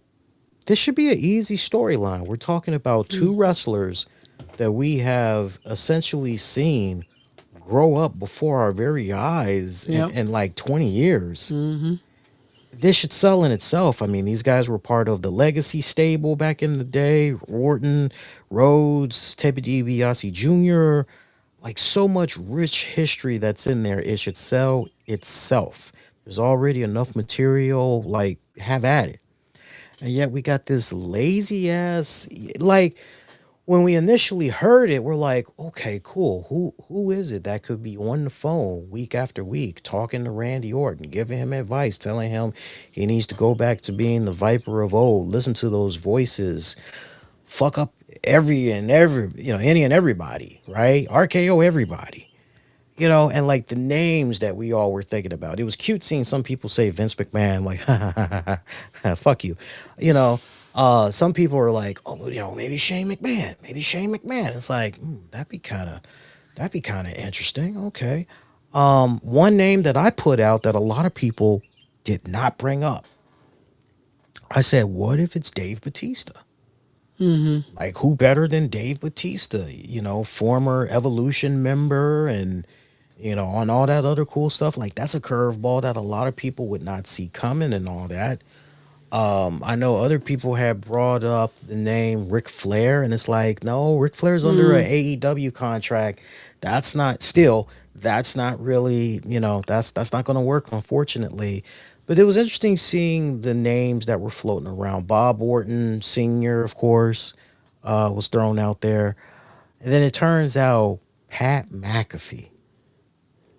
Pat McAfee is the one that was behind the phone calls, and it's like the promo he cut last week and this week, everything was good. But here's the thing: right message, wrong deliverer. Replace him with any one of those names that we just covered, and it makes much more sense, right? Riddle me this, hun, and everybody else at home. Hell, it would have been. I mean, just hearing what you're saying, Yeah, Triple H. even Triple H, yes, yes. But riddle me this, everybody. You have Pat McAfee take a massive shit on WWE. Oh, SmackDown had its lowest rating, da da da. Oh, you can't even sell out WrestleMania on both nights. You know, oh, your champion Cody Rhodes, you're saying all these things that is supposed to be looked upon as bad, and it is bad, but you're supposed to garner some type of heat because Pat is supposed to be this bad guy and essentially get Randy Orton over as a bad guy. But when you're putting down the product, well, like you're not telling any lies. You're telling the truth, and majority of the fans are like, "Yeah, are we supposed to boo this? Like, what are you talking about?" And then you have Pat come out this week and basically say, oh, WWE sucks right now. I mean, he's always been saying that the past 2 weeks, but he's like, WWE sucks, this sucks, this sucks, this sucks. But wait, from now until the end of Monday Night Raw, if you go to the WWE site and you order your WrestleMania tickets for the Saturday event, you'll get 25% off. That's right, 25% off, so you can watch Randy Orton become the 15-time world champion. But wait, no. It doesn't work like that. It doesn't work like that. So you literally just took a massive shit in the fans' mouths.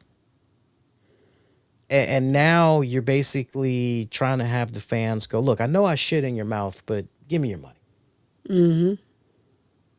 Go ahead, give me your money. And the fans are supposed to be that gullible and say, okay. It's just, it's a headache. Here's the best part. I know Road Dogg had stepped down from WWE Creative some weeks back. Here's the beautiful part. You can't blame him for it. Can't blame him for it. I know he kind of was looked in a negative light from the WWE Unreal. But like, you can't go, oh, Road Dogg's the Road Dogg, that dog been long gone. What do because I know you haven't been watching, rightfully so, but like, when you hear what's going on, what's the casual fans say in you hearing how difficult it's been with this current journey to WrestleMania, and how essentially, if we're led to the impressions that it's true, that Ari Emanuel, this could be a case where there's too many cooks in the kitchen. Ari Emanuel, much like with The Rock, and we got to get what was that rapper's name? Fiend, Travis Scott. And now, what this needs is Pat McAfee. Take everything that I just said to you and just run with it as that casual fan, semi-casual fan. Well, first of all, for me, ticket prices. Ticket prices are astronomical. And that was something that was talked about last WrestleMania and still continues to this WrestleMania. So the fans are letting their voices be heard. Look, we're not going to be able to afford this, nor do we want to put that kind of money into an event like that. Secondly, you're in the same place. So it's not like, oh, okay, well, this year you're here and then next year you're in San Diego or something like that.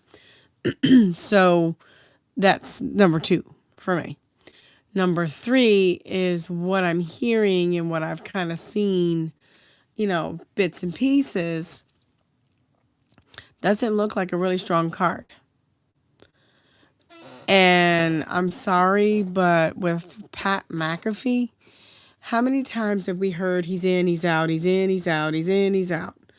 And then he's taking a massive shit on the product, or, he doesn't know if he's coming back. He's, overworked and all of this stuff. So why all of a sudden should we give a damn? So I think you could have found somebody better. Good story, but as Lee said, wrong deliverer. It's interesting you mentioned the whole thing because you touched upon something without really diving into it that I need for most listeners, all listeners, to pick up on.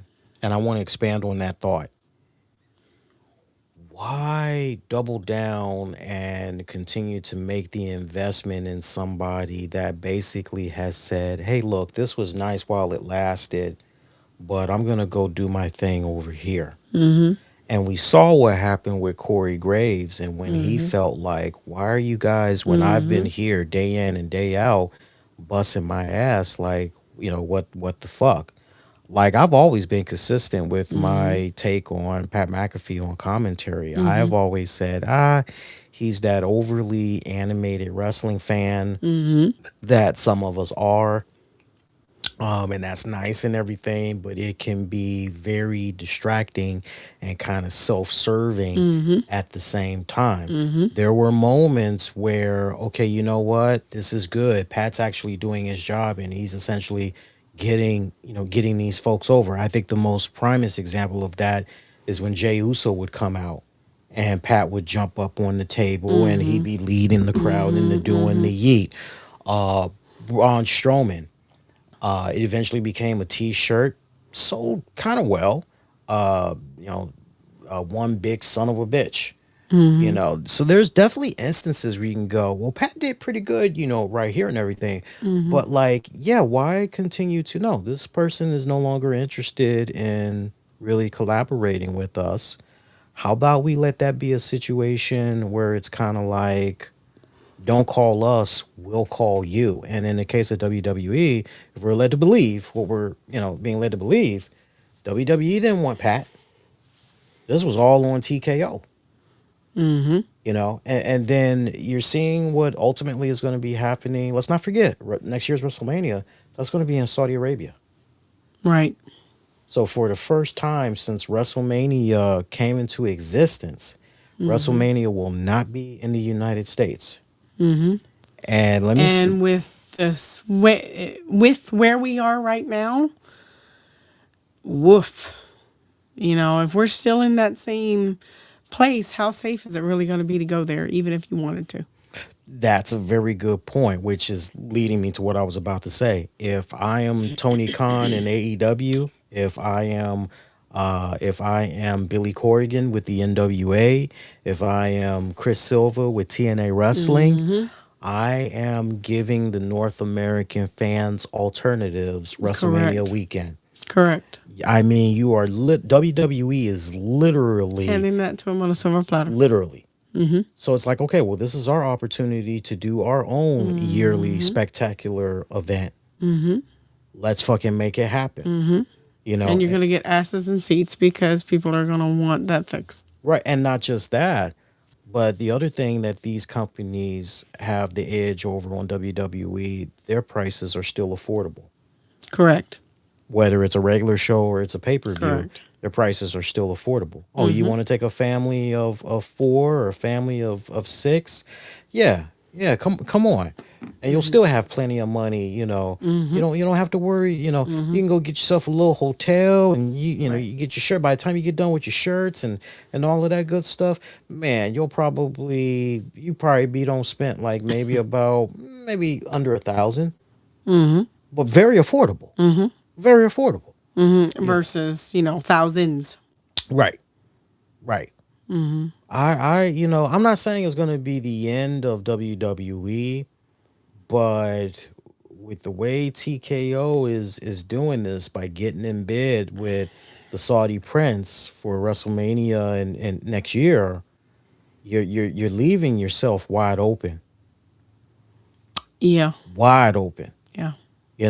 This is that time. Like, if I'm any of those other promotions, I'm sitting down and I'm going, what's the game plan? What are we doing?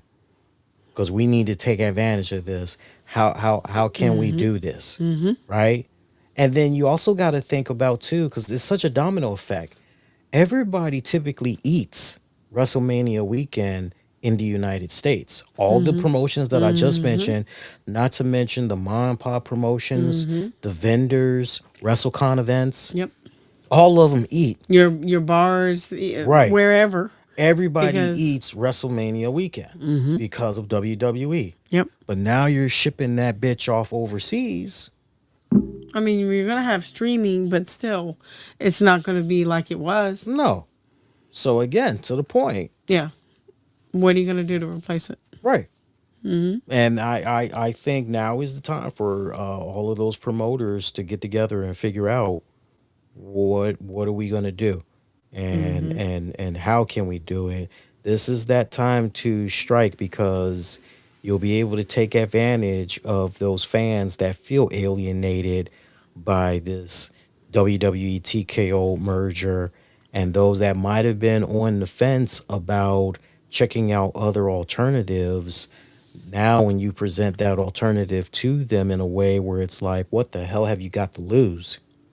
Not a lot. And then, but no, but I'm saying, you present it to them like, what have you got to lose? Like, you've given this company your time, your money, your resources for all these years, Right. and look at what it's got you, right? Like, through your generations of families that's invested in WWE, they've basically taken their ball and they've gone. I mean, They're going where the money is. they're going where the money is. But no, like, when you look at it almost from a political standpoint, if you were to just come at it from like a mudslinging campaign and all that other shit, like, it just is so beautiful that any promotion that does not take advantage, I don't want to hear no shit about. True. I don't. Because anybody that does not step up between now and next year, it's like, well, that's on you. That's on Agreed. you. That's on you. Even if it's a case where it's like, oh, but WWE is going to come back to the States with WrestleMania. They're going to come back likely to the States next year. I'm sorry, 2028. I don't care. All you need is just that one opening, which is basically going to be provided to you. And if you do that so well, like, seriously, I am getting in contact with the greatest minds in this industry. I say what you will, but with this opportunity, I'm pulling all the stops. I'm tapping into Dutch Mantel.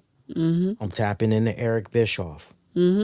I am tapping into David Crockett. I hope I don't have my Crockett's mixed up and I just named one that is actually deceased. Because that would be like, I'd feel so bad if that was the case. Sorry in advance. I'm tapping into Jim Cornette. I'm giving Jim Cornette. I know Jim Cornette has said, I'm good. I'm content. I'm not leaving. Now I'm going, Jim, I will give you a blank check.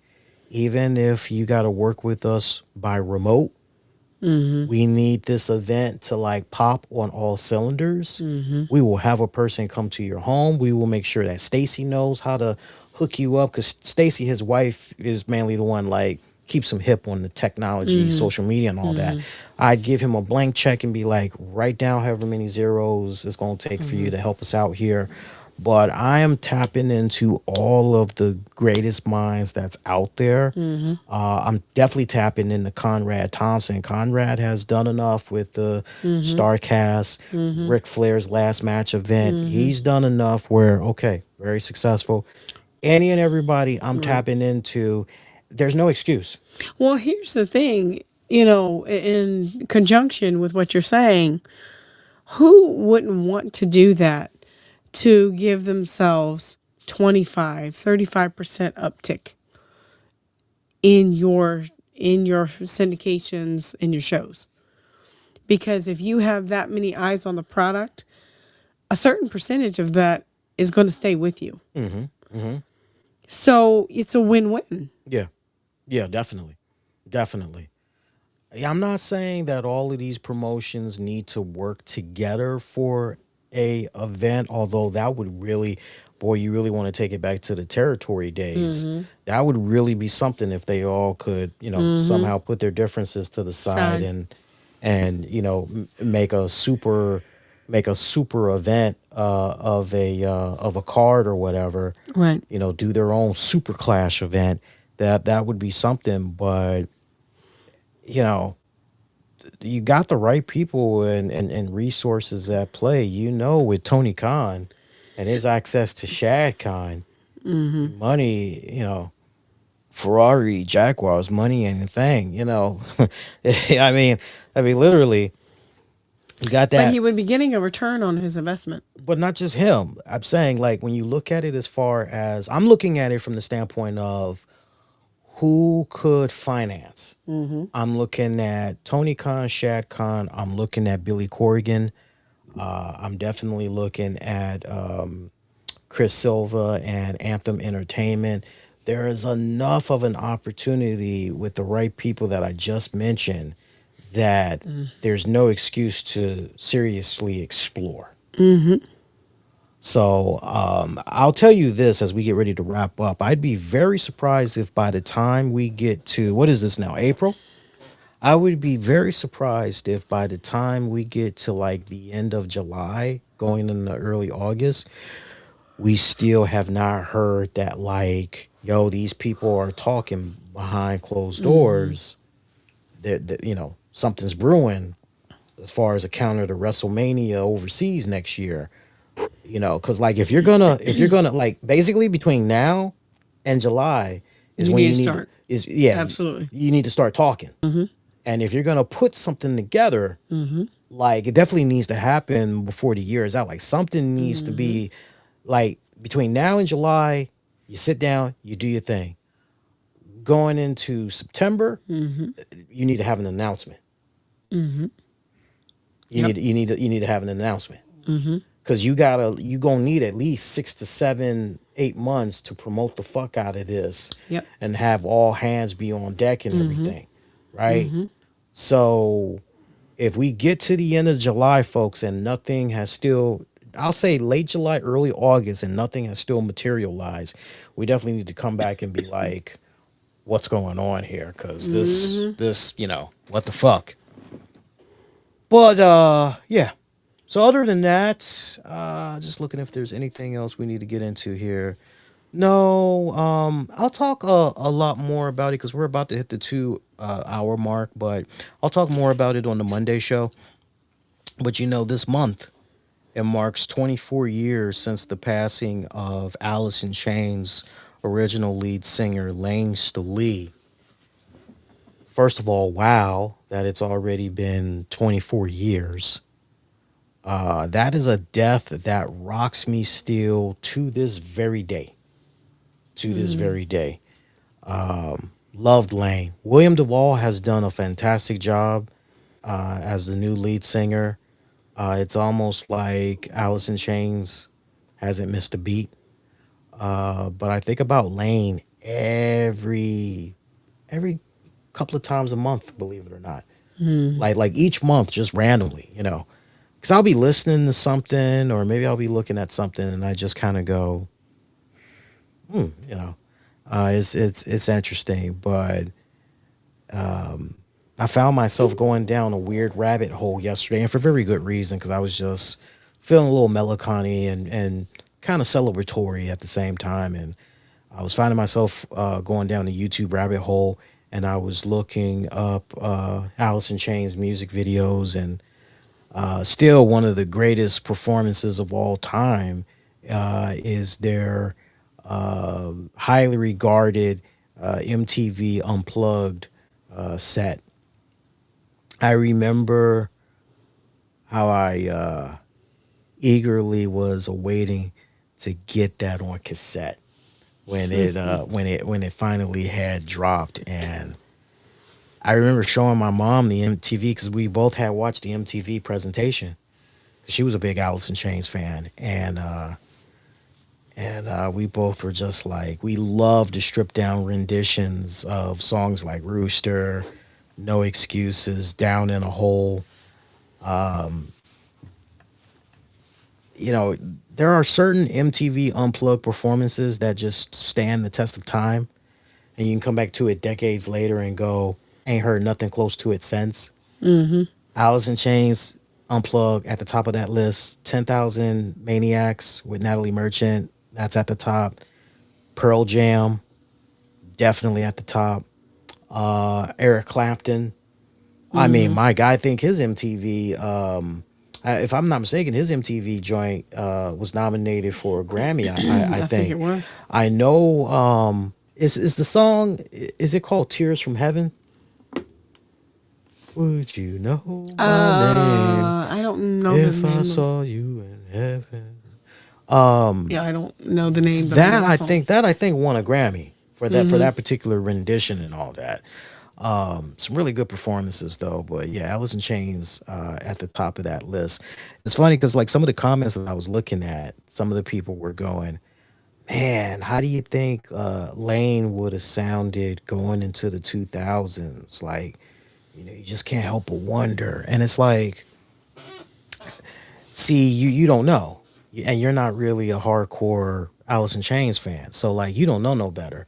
But like, no, not that it's a bad way. I'm talking about that person out there that's saying that. Like, hey, I wonder how.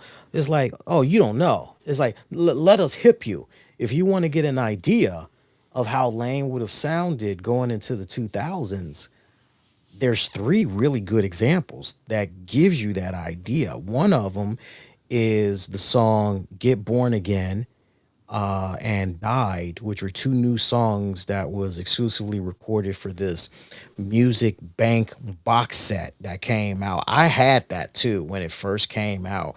I had bust my ass. I had worked hard that summer doing little various jobs, but my main job was as a photography assistant in high school.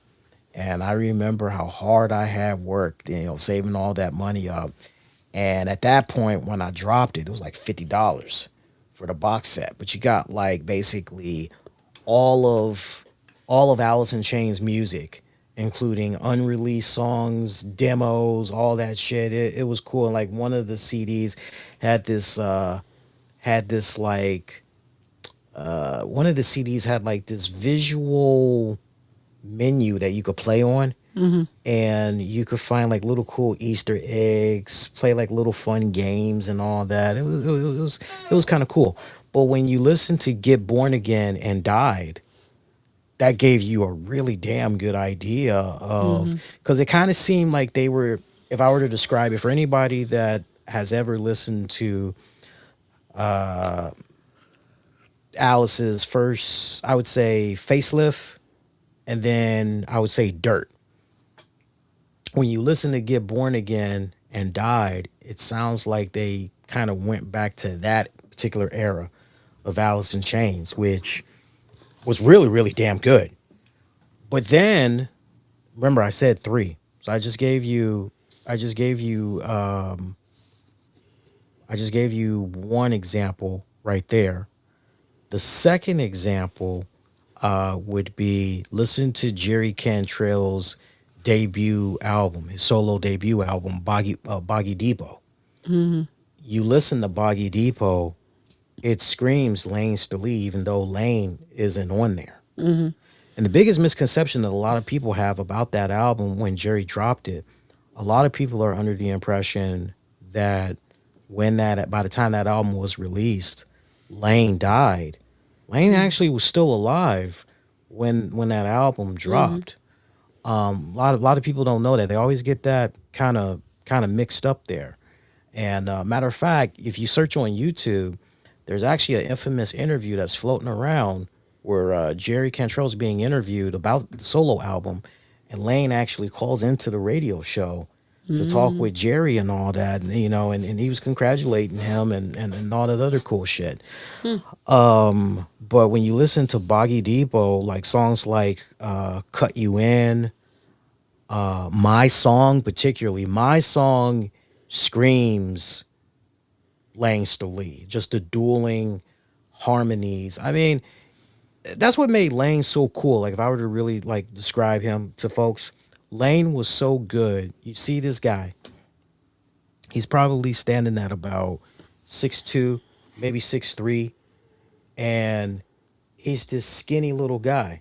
Especially when you think about the heroin addiction that he ended up. I mean that's ultimately how he passed was his drug addiction, unfortunately. And but here's this 100-pound looking guy. He's got no business being 100 pounds, but he's able to belt out these lyrics, screaming, at the top of his lungs and everything with like such ease at the same time. Dark, mysterious, mystical, painful, all in one. And then he could come at you with beautiful harmonies and all that, no excuses. Great talent, gone way too soon. But that Jerry Cantrell Boggy Depot, I think Boggy Depot came out in like 2000 2001. So that's your second, like, okay, this is how they would sound.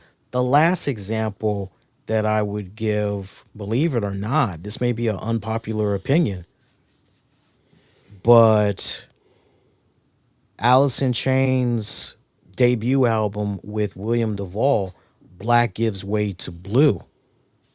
That is also the strongest indicator of how Lane would have sounded if he was still around.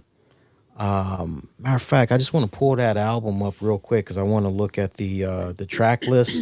I don't want to go over all the tracks. I just want to look at key tracks that make you go, yeah, you could almost close your eyes and picture Lane on that particular song. And we're getting ready to creep up on the 15th anniversary since Black Gives Way to Blue came out. Check My Brain, Your Decision.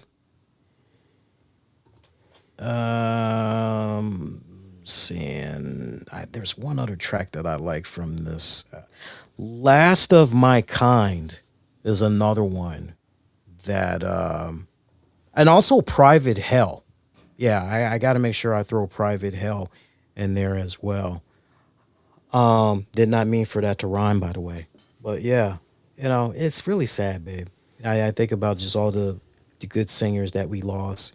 I kind of have an idea now of like how our parents felt for like those that were into Elvis, those that were into Jim Morrison of the Doors. Like I understand, the Janis Joplins, the Jimi Hendrix. It's like, look at who all we've lost in our respected lifetime. We lost Whitney Houston, Michael Jackson, Prince, George Michael. God damn, are those some heavy hitters? Michael Hutchison from Yep. NXS. Yep.